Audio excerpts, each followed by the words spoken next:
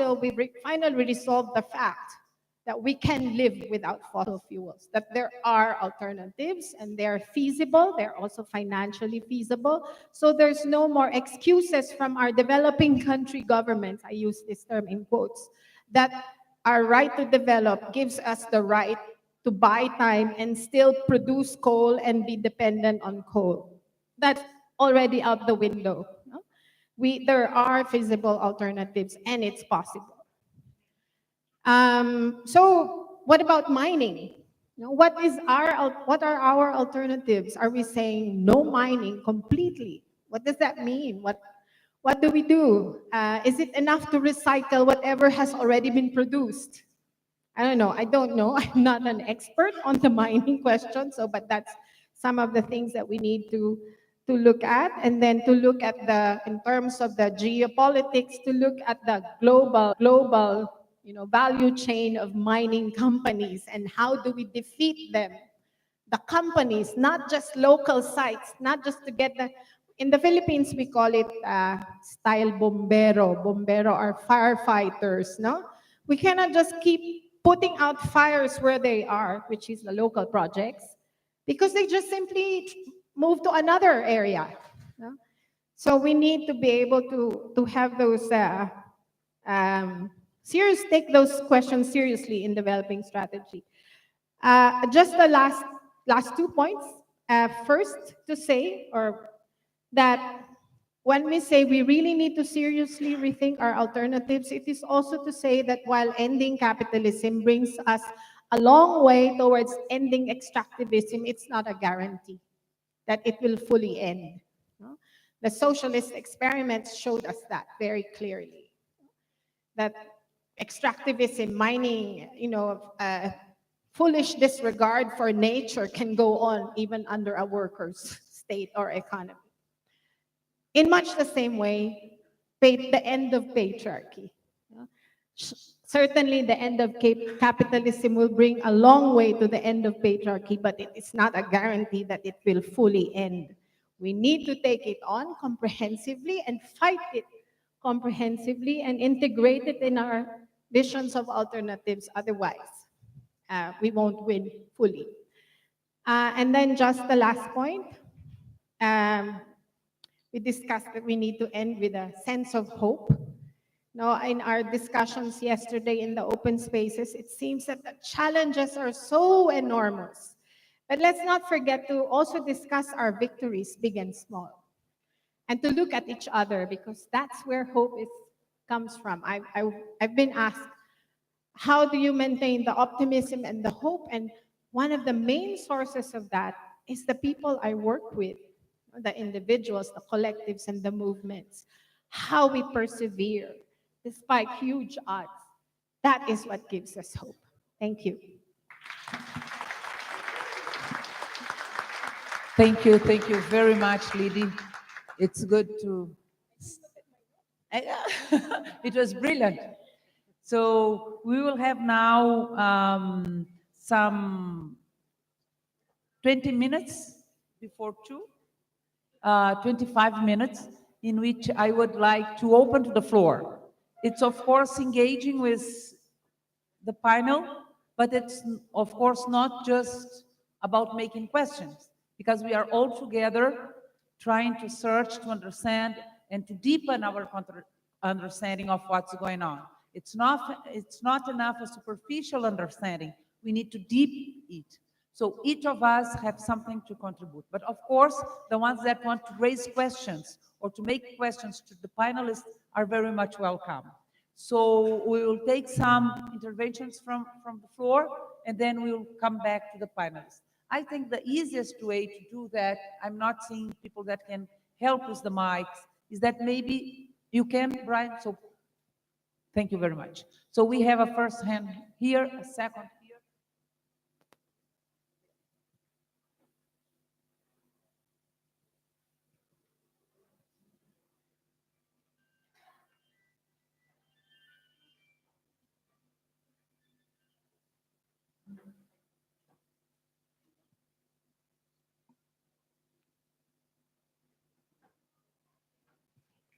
Well, thank you. I think this discussion is very important.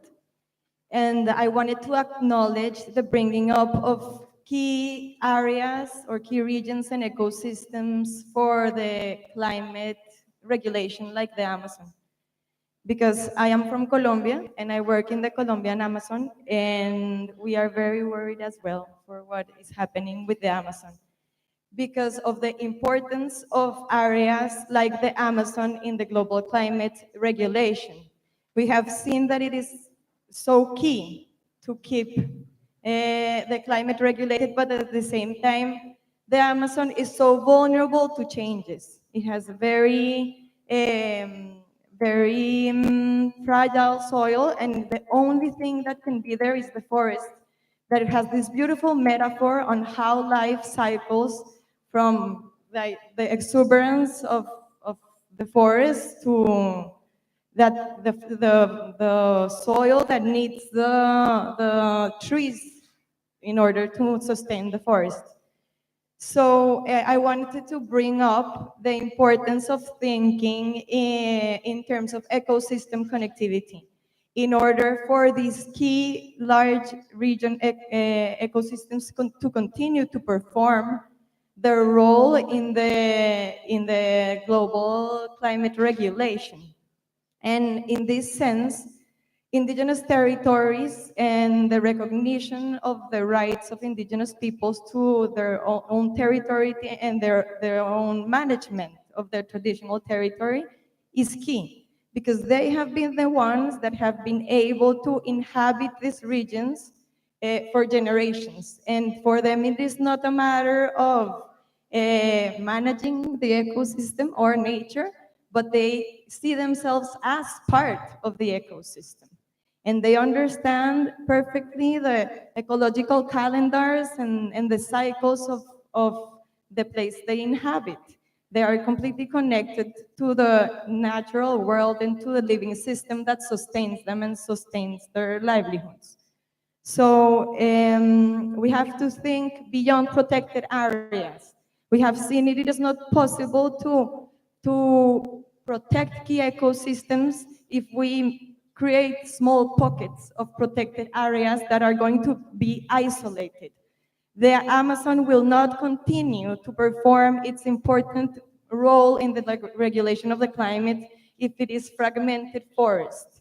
So we have to think in terms of ecosystem connectivity and think on in terms of multiple strategy, large strategy that involves all of us. And we have to, and that is what will enable us to continue to protect places like the Amazon.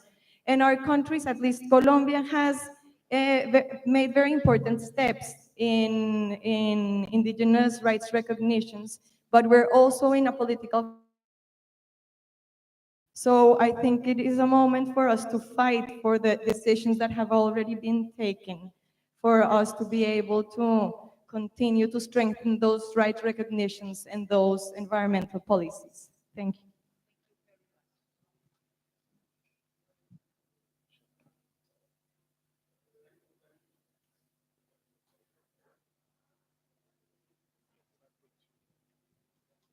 you. Thank you, Program Director. Globalize the struggle. Globalize the hope. Globalize the struggle. Comrades, I'm Adam Mabunda from a movement called Inyanda National Movement here in South Africa. We advocate for the struggles of our poor people. I'm wondering if all of you were touched by these presentations, like I'm touched. I realize there is no longer any important thing to discuss in the world today. This is the only thing that people must discuss. The time to discuss soccer, cricket, and blah, blah, blah is over. If you had the presenters, they said in 2 years' time, if we haven't done anything about this, the likelihood that we reach the tipping point is inevitable. And this is not a joke. Hence, I'm saying, comrades, time to discuss useless things, it's over. When you are with your kids at home, this is what you must teach them. And anyway, I have realized that we have a lot of professors here. I must say that this is more important than education. I wonder if you're hearing me correctly. We cannot say any longer that education is more important than this crisis. Please, let us make sure that we discuss this. Over and above this, we are at times not very loyal to ourselves. We lie so much to ourselves. Why I say so? In South Africa, we're going for elections next year. You'll find some members here voting for people who are tormentors, who are oppressors. We cannot proceed like that if we have to win this war. In America, just 1 second, I've heard one presenter there stating it categorically clear that Donald Trump is here to annihilate the world. But you'll find other comrades voting for that government. Let us stop that. Thank you. I don't have.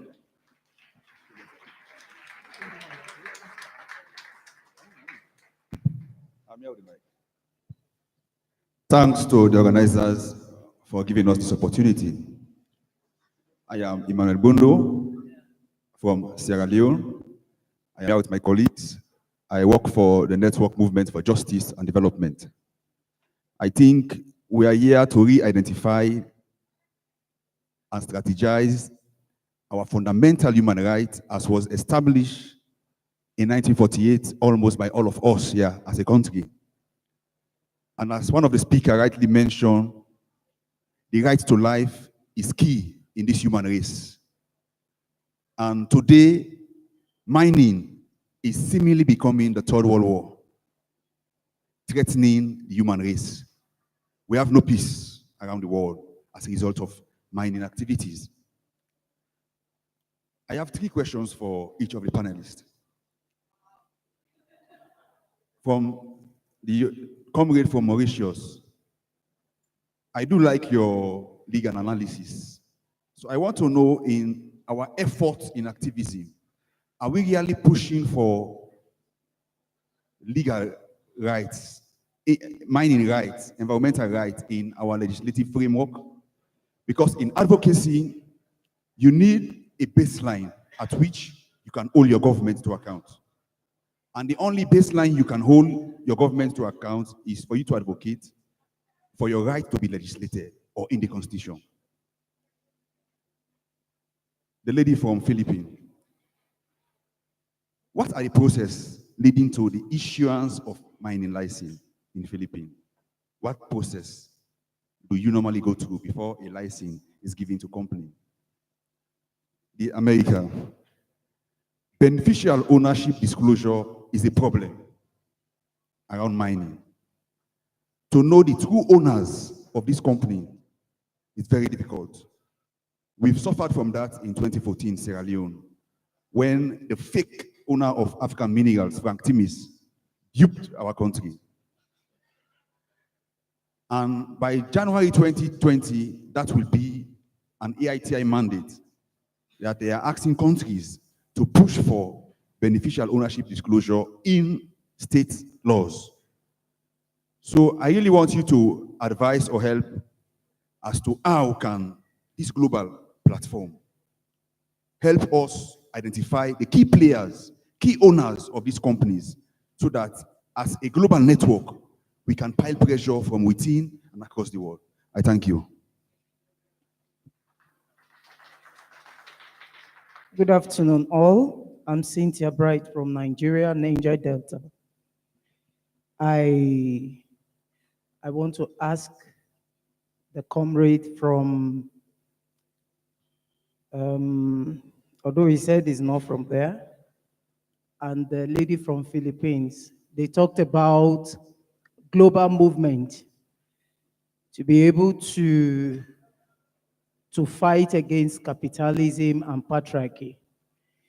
And having heard the voices today, I discovered that it's not too possible for just one country, depending on the case, to fight and win.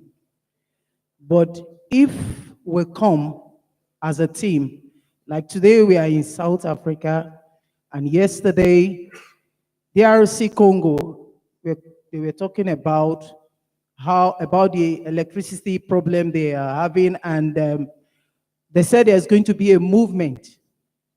And the movement is involving all the countries because we are here to talk about the situation and see how the government will be able to intervene. Now, the question is, what are the strategies that we as comrades from all over the countries, what are the strategies they are putting up for every countries that come for such hearing, bringing them together, going to their countries also to see how they can be able to come together to say a voice and to say no to whatever situation that they are going through in that particular country. Thank you.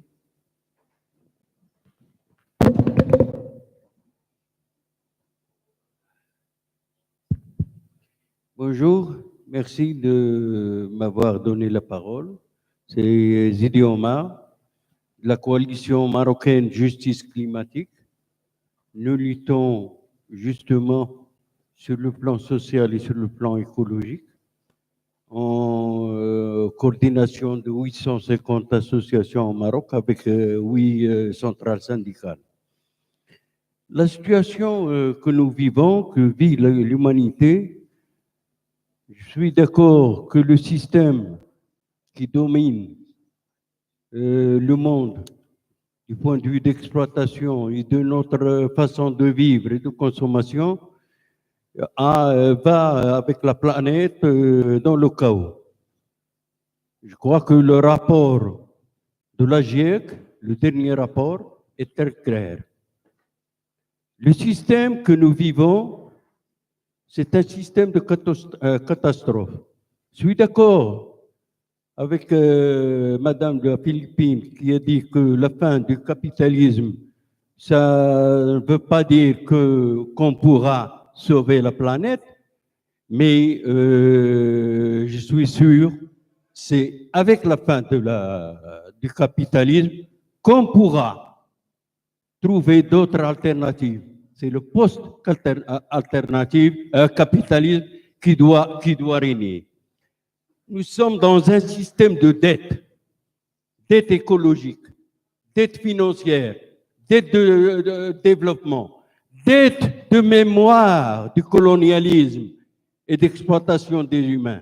Donc il faut changer le monde et ça avec le mouvement des peuples. Ce matin, j'ai entendu parler de l'alternative des peuples. C'est justement ça qu'il faut, et il faut trouver, essayer dans ces 2 jours qu'on a à discuter, une réflexion sur les choix de lutte, sur les coordinations, sur les façons de se soutenir. Nous avons maintenant un combat au Brésil sur la question de la forêt. C'est le poumon de la planète. Le président élu du Brésil n'a pas le droit de toucher au poumon de la planète. C'est un combat que nous devons tous mener en coordination avec nos camarades brésiliens. Merci.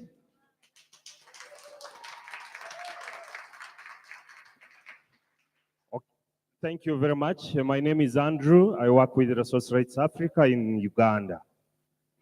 It's good that the panelists touched on the issue of how humanity has really violated nature.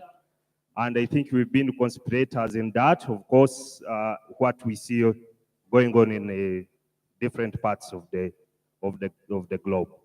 Now, my question is around the whole issue of if that is the case, currently there is this discussion around coming up with a binding treaty on multinational corporations.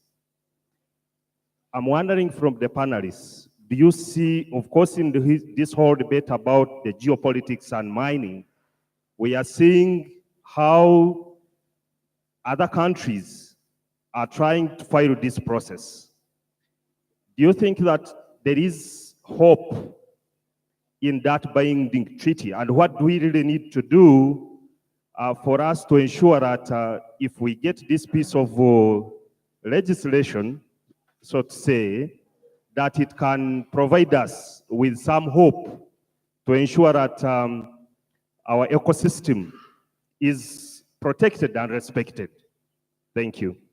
Thank you very much. I will beg your pardon for the ones that will not be able to intervene in this panel, my lovely friends, but time is really moving very fast. So you have questions, they will come back again in plenary and in the working groups and in the assemblies. So we'll have more time to deepen those questions, because I want to give the opportunity for the panelists to have 2 minutes of a final word before we move forward. So, Susan, Claudia, I beg your pardon, we'll keep debating. So now we'll start this 2 minutes, very short, really. Thank you, Mohima. The first thing I would like to say is that, the world that we want to build tomorrow is already present in this room. So in the variety of struggle in which we are part, there are loads and loads of initiative, richness, and alternatives that we are already developing. On the issue of legal, whether we want a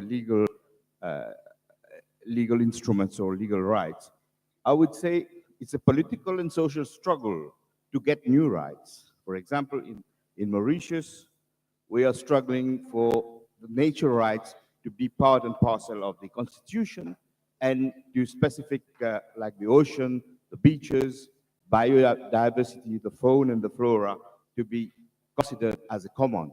Okay, so this is a political struggle and political and social struggle to get these rights within the constitution. So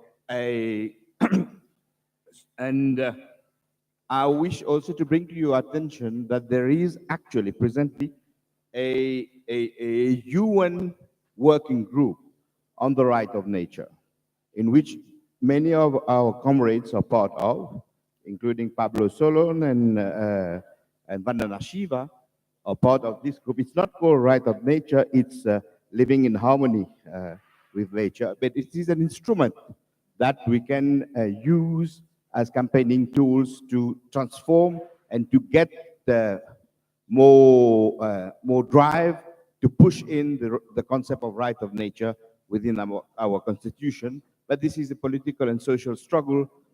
It forms part of the struggle to question the logic of capitalism and of corporate rights. Thank you.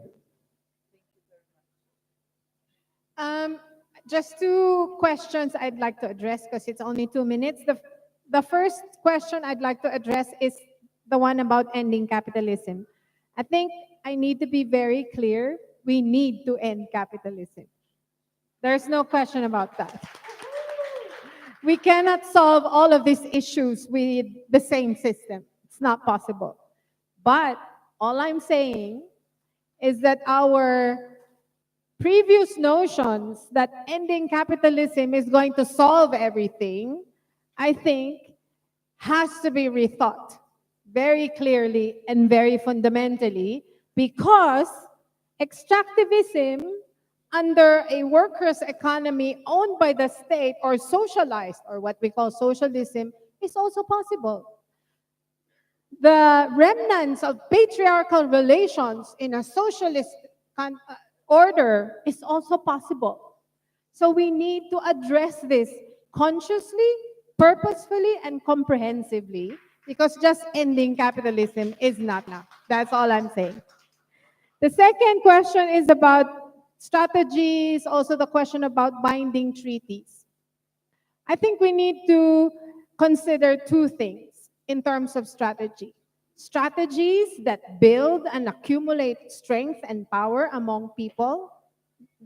Those are the strategies we need now, because unless we change the balance of forces and the relations of power, we cannot end capitalism. Secondly, strategies that win for us certain gains, achievements, instruments that can make our struggles and fights stronger and better. Yeah? If we win a binding treaty, it can certainly be a very important instrument. But the fight itself for a binding treaty is as valuable as winning the treaty itself, because the fight for it is how we build our movements and strengthen our movements. We don't build and strengthen movements by talking about it. It has to be done. The fights have to be fought. We cannot just sit and talk about the fights. We really actually need to wage the fights. Thank you.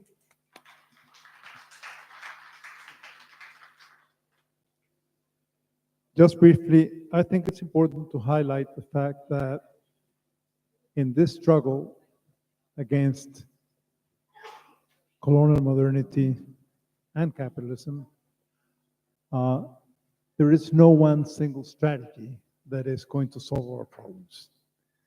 This is like a fortress that we have to attack from many, many, many different directions. And there's no way we can possibly know which of these strategies and which struggles would lead to greater transformations and which will sort of wither away halfway. This is a process of experimentation and struggle, many, many struggles. A binding treaty could have enormous consequences, but it could also sort of end halfway and nothing much happens. But that doesn't mean that we don't have to struggle for the binding treaty. We can't assume that we have to sort of have a complete guarantee that each particular struggle, local, regional, global, is going to have the expected results.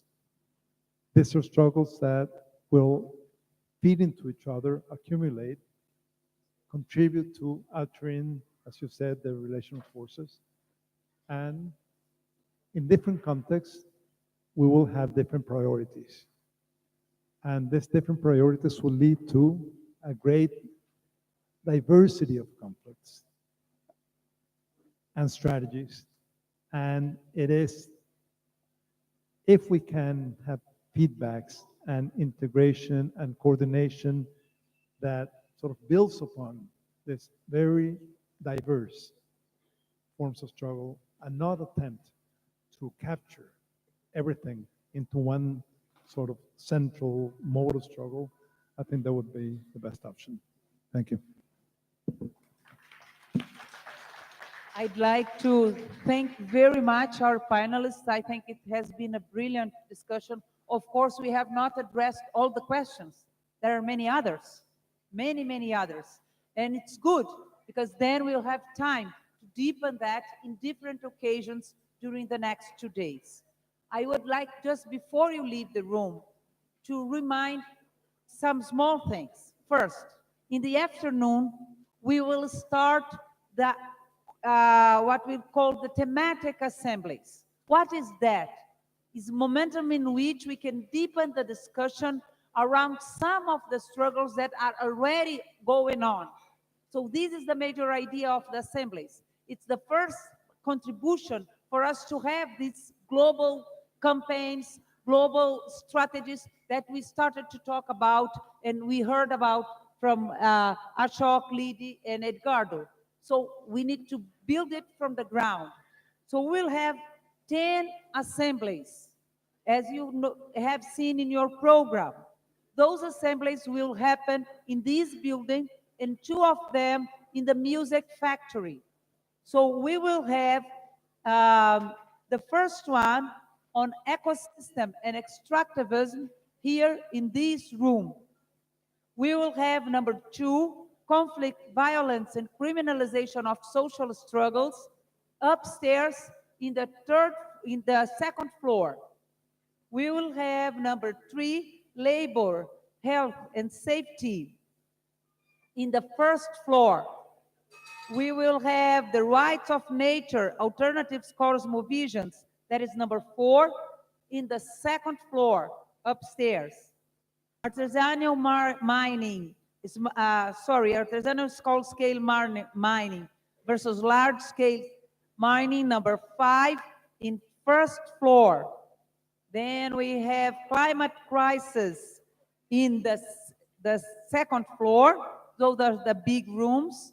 7, work into outcoming the tensions between labor and communities. Number 7, it's going to be in the first floor. Number 10, no, I'm jumping, sorry. Number 8, traditional leadership. It's going to be in the music factory. Extractivism and ecological crisis in the music factory, and in the first floor, the blue economy. We'll start that at 3:30. So please be sharp to be in your rooms so that we can use the best.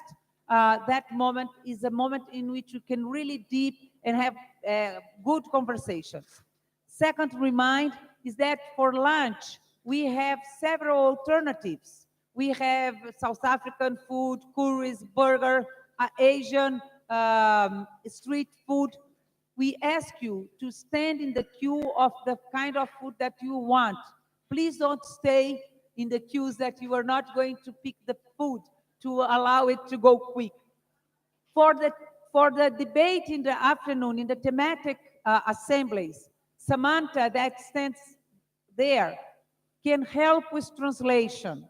So the moderators or the panelists that will be in the afternoon sessions that need any help with translations will not have equipment, but we will have debate, how you say it, consecutive or, no, whispering, thank you. Whispering translation. So Samantha is over there. Everyone that needs, please find Samantha there.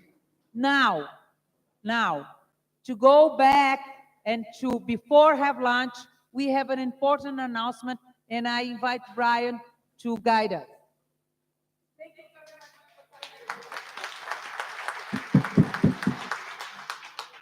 Comrades and friends, they normally say an army marches on its stomach. We have some comrades that have been preparing our march, and they are extremely frustrated because they were supposed to march yesterday and organize it, then today at 9 o'clock, now at 1 o'clock, and now they're begging all of us to show our activism. Don't rush to the lunch. We've made an arrangement. The lunch will be here when we come back from a short march to Anglo Gold Ashanti, one of the mining corporations whose paws, whose hands are dripping with blood. So let's go and tell them we reject them, and let's go and tell them we should close them down. Please go and join the comrades. Outside, over there, we will start the march from the parking lot.